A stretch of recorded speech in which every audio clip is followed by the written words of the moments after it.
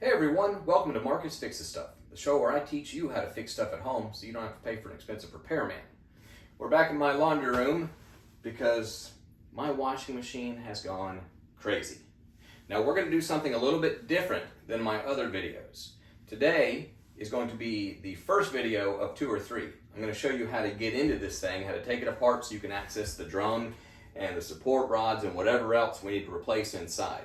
In the next videos, we'll show you how to actually fix what's going on. But again, in this video, we're just going to show you how to get inside this machine. Let's get to work. This is a Whirlpool top load, high efficiency washing machine. And before you do any type of work on your washer, your dryer, whatever it is, whatever you're working on, unhook the water and unhook the power, because you're dealing with electricity and water, and those things do not mix well. We want to make sure that everybody's safe when they're doing these things. And of course, as always, if you don't feel safe, then call a professional.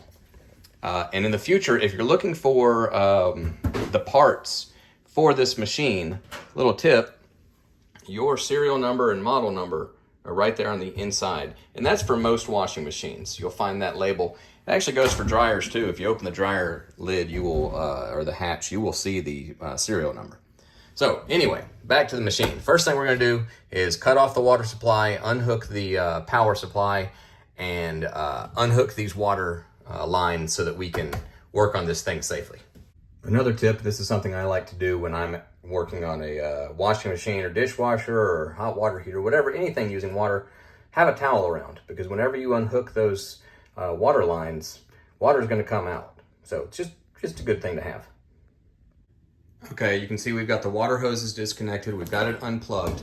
Now, if you want to get into these, to these knobs or to all of the computer boards and all the guts behind it, just slide a putty knife under here. This pops up. It's just got a little clip in there. It's like a spring clip, and it'll pop up, and this will flip back where you can access all of that stuff. But we're not doing that today. We want to get inside the drum. So what we're going to do first, we're going to remove this screw right here to take this plate off. This just hides the electrical work and a water line. Then we're going to undo this screw right here and the other one on the back side. And I will show you those again. It's that one, see the top of the machine, that one, and this one right here. We're going to take those screws out, and then we'll be able to pop this lid up. Just to show you again, we're going to take this screw out first, because this plate has to come off so that we can open the top up. Then we're going to remove this screw and this screw. Now these are star bit screws, but they're also, this is just a little electric drill, or if you have an interchangeable screwdriver, it's also the same size. I think about 7 or 8 millimeters. It's also the same size as these screwdriver heads. So we're going to use this automatic one and pull this right out. Now keep your hand there, because this thing will fly off if you don't. It's kind of spring loaded. Here, see, we have a power line and a water line right there.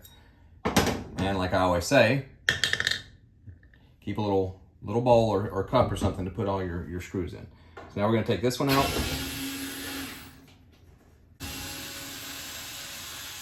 going to take that one out. As you can see, I put some tape on either side of the lid. You can tape it from the front if you want, to keep the door, the hatch, from flying open when we move this thing up. Now, to open the lid, we're going to pull from either side. We're going to pull it forward. There's hooks right here on either side. Now, you can't just pull it forward and then just lift it up, because those hooks are still going to hold it. So we're going to pull it forward.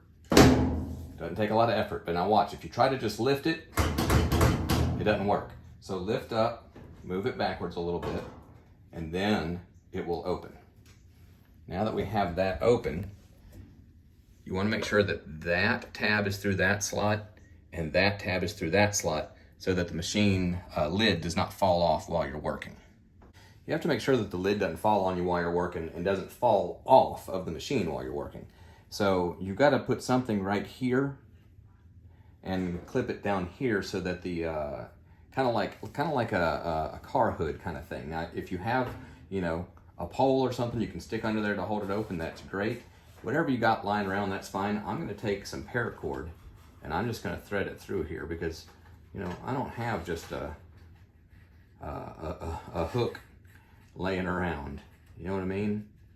I'm going to do some Boy Scout knots up there and raise it up some, and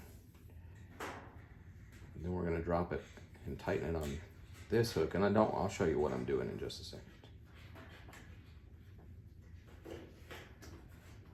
Okay, so again, whatever you got laying around. See, I've just tied a knot up here, and then I wrapped it around this hook. And this is the hook like what's on both sides. And you can do this on either side of the machine. That way, it's not falling off of the machine, and it's not falling on you while you're working. And again, whatever you can find to hold it open, more power to you. All right, we got the thing open. We're gonna look inside, but we're gonna save that for next time. And in this instance, I'll definitely see you again because something is still broken. God bless.